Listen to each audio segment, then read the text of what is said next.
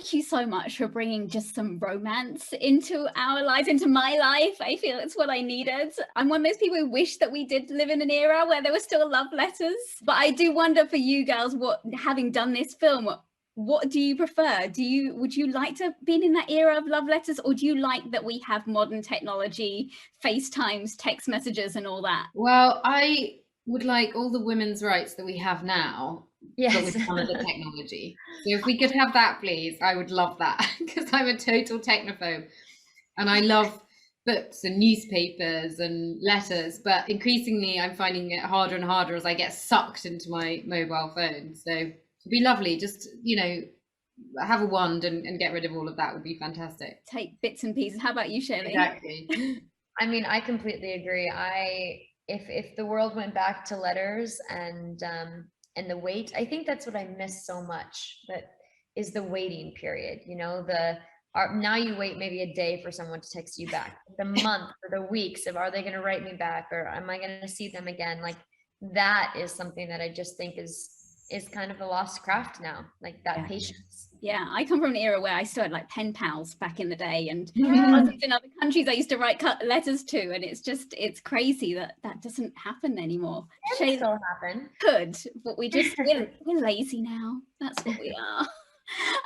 Shailene, you had the most fabulous wardrobe, I should say, on this film. Did they let you keep any of the hats? Every scene, I think, that you came into, you had a different hat. I was like, this is incredible. Our costume designer was amazing. She made these bespoke hats that were just, I wish I had kept more. I kept a couple of them. I think I kept one of them actually. And I've yet to wear it because it's such a beautiful relic now in my home. But the wardrobe was so dreamy, so dreamy. Felicity, from your character, she is very guilty of leaving people on red.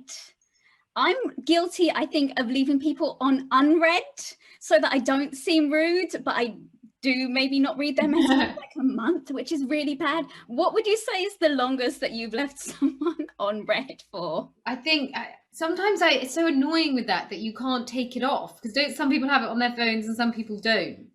But I'm probably guilty of what you do, actually, is that sometimes I'll leave it on unread, and then I think, and then I can get back to it later, because I don't like people to think that I've read it and then not got back.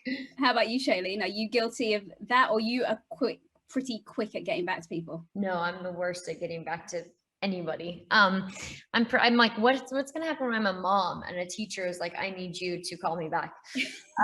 I'm pretty notoriously awful with my phone. Have either of you ever left love letters for anyone, or had them left for you? Because I feel people nowadays, although we don't write love letters, you write little people like love notes. I feel like it was something much more when you're younger, that I remember writing really long, boring, probably indulgent emotional letters, and receiving them, in fact. But I feel it's kind of that moment when you're kind of at the height of things being new, and you just you've got so many emotions, and you don't understand what's happening, and you don't know how to process them, and you've just got to write it all down.